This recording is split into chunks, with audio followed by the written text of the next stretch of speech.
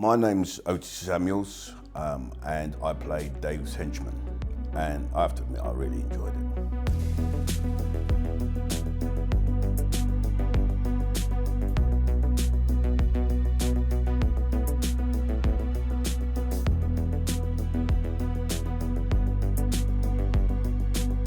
Then we got a phone call, and Dave goes to me, "Yeah, Slick." He said, "Do you fancy doing some filming?" So I said, "When and where?"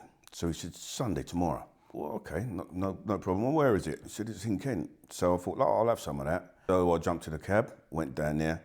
Didn't know anyone, apart from Dave. Dave was there, his son Bo was there. And they were the only two faces I knew. And from that, throughout the course of the day, I made some really good friends. There were some really good people: Mark Mal, Cole Scott, Freddie Jenkins, Billy Dean Smith, Lee. The list is endless. We've kind of like gelled together, us lot. We've been out on nights out, or days out, afternoons out, down at certain pubs in Rochester, and it's been a good crack.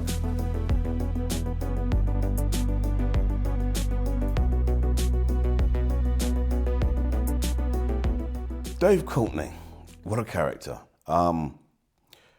It's a sad loss. A lot of people miss him. I miss him. I miss going around there every so often and just watching him. He's a good person. If you're a people watcher, he's a good person to just watch how he goes about talking to people, how people sort of like gel with him, how people react with him. It was about 9 or 10 years ago. It ended up him asking my partner Julie Mafaru if she could do his Facebook page. And he always used to come up to me and he goes, "Thank you very much, Slick, for loaning me your lady." Do you know what I mean? And that was Dave, and he was really appreciative of it. And, Jules enjoyed doing it. One thing about Dave is that, I never lived in his pocket.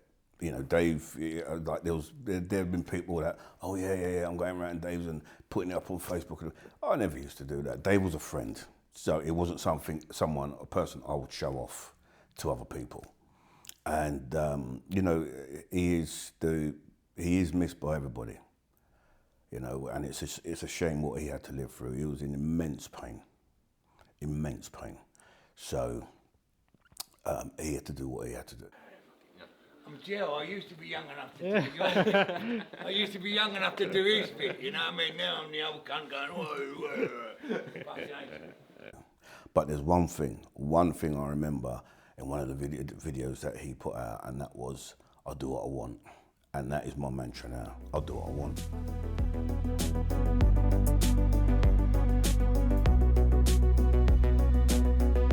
My involvement with this, when I first got on board with it, and I was wondering, what's it going to be? And I didn't know how it was going to end up. We had no script, so I didn't give it much in a way. But I just thought, let's just go in for it. It's just down the road, why not? And when I saw the end product, I was actually blown away. You've got some people on here who have turned this idea into something I would say is outstanding. We had no script, so Curtis would tell us what to say, and we said it. He got 3 fucking lines. We were sitting around Dave's table, and Curtis was sat down. That was the part where I actually pulled him through. He knocked on the door, and I told him to come in.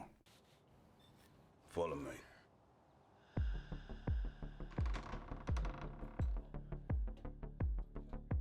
And he sat down. Dave's talking to him. So he shakes Dave's hand when Dave said, "You're mine." And at first they just pulled away. So I said, "Hang on a minute. Why don't Dave keep hold of his hand?" All right, so they reshot it again, and Curtis goes to move his hand. Dave still got hold of it. Then he tries to move it again. And the look that Dave gives him, and he goes like, "All right, let's take a ride." Right then, it's going to be all right. It was just absolutely amazing. I thought, yeah, that's on point. It's really good to see things like that. And a lot of the other of the actors, the guys, they had little, pieces to put in, and they took them on board. Try it, see what it was like, and more times out of 10 it worked. It was good.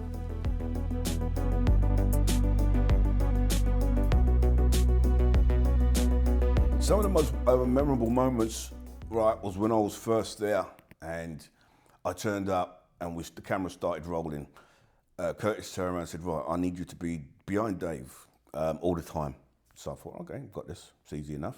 I haven't got anything to say, so fair play. And basically I shadowed Dave every step of the way. Ready? 3, 2, 1, go. And one of my favourite parts is when I saw the rough cut when it was done, and Dave walked towards Curtis, right? And I'm standing there and I'm looking like this, and then I followed Dave, and I thought, wow, is that me? I couldn't quite believe it, and and that was just a rough cut. Then for me, the best part had to have been all us guys round Dave's house. When Curtis knocked the door, right? And the way he knocked the door, he's like, knocked the door, he knocked it again, and he's have to say, what am I doing? This waste. And he walked off. And then I came out. I'm not blowing my own trumpet because I actually watched it, and I have a low opinion of myself when it comes to acting. I don't think for some reason, probably like most actors, you think that you're not gonna, you always have some kind of doubt. And I opened the door and went, you knocked. And then as he's walked through, he's like following me. I'm bringing him into Dave's. He sits down, and it must have been such an intimidating moment. You could see it on screen. It's such an intimidating moment because everybody's like, he goes, hello lads. No one said anything to him. The atmosphere was brilliant. No one says a word to him. They're all looking down their noses at him as if to say, really? He wants to stare down, and then I'll walk away, yeah? He's not staying there for too long. He's just literally just... And I remember Ben saying to me, Otis, he said, the look on your face. I said, what? He's going, the look on your face. He said, do that again. Right? So I remember, what, this? And he's going, yeah, you're looking at Curtis with disgust. I'm standing there, and I'm looking down at him like this, and he's gone like, that's really, really good. So I think it was the Dave's house scene, which was my favourite, my personal favourite. I mean, and then when we was at the club, when we had the bare knuckle fight scene, that was really good. And I have to say, Billy owned that. He owned it. The whole scene there, he owned it. From the moment you see him fighting Curtis, aka Lee, it was something else, So, and again, we had little bits of input. I remember saying to Billy, when you nut Curtis, right, nut him, and then everybody goes, ooh, and then you just shrug your shoulders as if to say, and then say, come on, which he did. So, yeah, it was really good, All right, shake hands.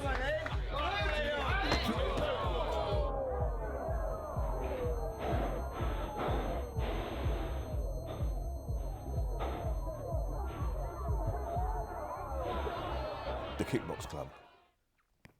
That was a good day. It was a really hot day. It was so hot. And apparently that had been filmed before in February. And they wanted to reshoot it with Dave and me being there. After the first hour or so, they said, no, this is better doing it. So we'll stick to doing it this way and reshoot the whole lot. Everybody kept saying to me and Dave, I feel sorry for you. It's like you're in a full suit, right? And to be honest with you, I didn't feel that hot. Even when we was outside, I mean, I had a blazer on, I had dark black jeans on, boots, I had a waistcoat on, black shirt. And when you wear all black, it just soaks the heat in anyway. But I was okay. It wasn't until as the day went through and we're in and out of the Kickbox Club that I started to get more and more, started to swell up a bit and stuff like that. But the first few hours, I was good. But everybody kept saying, like, feel sorry for you. You know, that was a good day. And I remember was all these bald men standing around, Dave included. We were all standing around, and there was a few of us where there was these little black flies things. Then we kept feeling these things like wiggling around on our heads, and we're all doing this behind the camera, you know, because they really got on our nerves. And yeah, and I thought, I can't stand this. I don't like creepy crawlies the best of times. So anyway, I ended up, when I was out of scene, running into the dojo and just staying in there. Yeah, that was a memorable moment.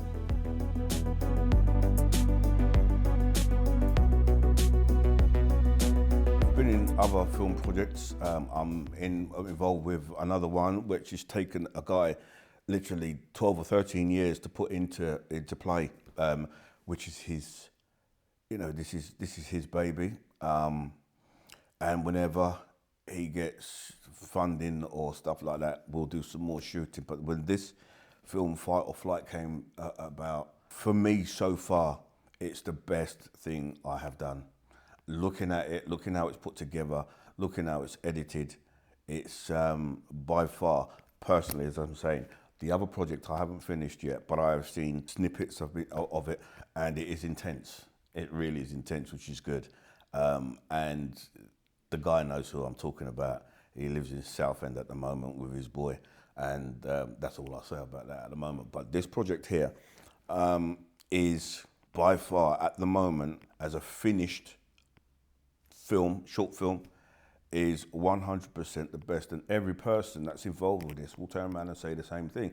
Obviously, if it's their first, it will be, you know, the best thing that they've done. But if they've been involved in other, you know, filming projects, then all I've heard from it is that this is Fight or Flight is in fact the best thing that they have done, and I have to agree at the moment.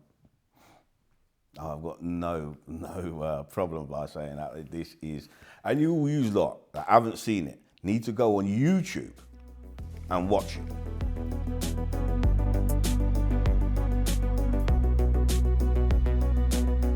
It was done professionally, in my opinion. It was done professionally. There was no fault. It didn't look shabby at any angle. It was complete professionally done. And I am so pleased that I've been involved with this project and will continue to be involved with this project. And I've looked into my character and how I want to play it. How I play my character is I see how other characters, how other bad guys on TV or films, how they play, and I just kind of like take something from that, something from that, something from that, something from that, and then and then it helps me to bring out my character.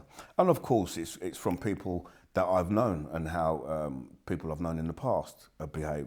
So it's a whole myriad of experiences that enable me to put together my character as David's henchman. It's like, well, how would I want to watch myself if I was to, you know, see it out on a film? And to be quite honest with you, I think I've done a pretty okay job.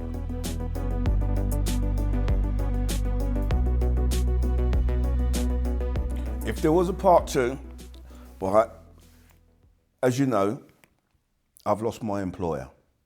So it's quite difficult. I would like to see me possibly working for a rival team, possibly, or being headhunted to work for a rival team. I don't think my character is the kind of person that wants to strike up his own firm. I think he works better being somebody else's number one. That's how I see my character. I don't see my character as a consigliere. He is definitely an enforcer.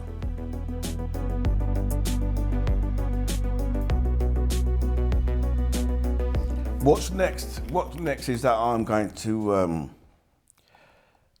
sit here and wait, and I'm going to contemplate on how I can develop my character within anything that Curtis and Ben put together in the future, and do it to the best of my ability, you know, and that's the only thing I can promise or guarantee. And hopefully, just hopefully, it'll be something that you'll go, wow.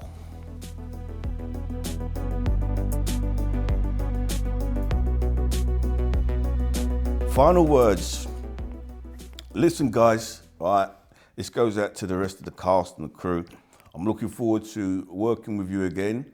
It'll be a good crack. We're all used to each other now. We've all made a good friendship. You know, we're really good. I won't say really close, but we've got a strong connection. We're a good connection. We all go about our business. We all touch base with everybody. We don't live in each other's pockets, which is really, really nice. And when we do meet up with each other, we always pick up where we left off. So I'm so looking forward to working with these guys again, and you know, to produce something where people are going to go, wow, this was done on low, or next to no low, or a small budget, and look at what these guys have put together. That's definitely something that everyone will see.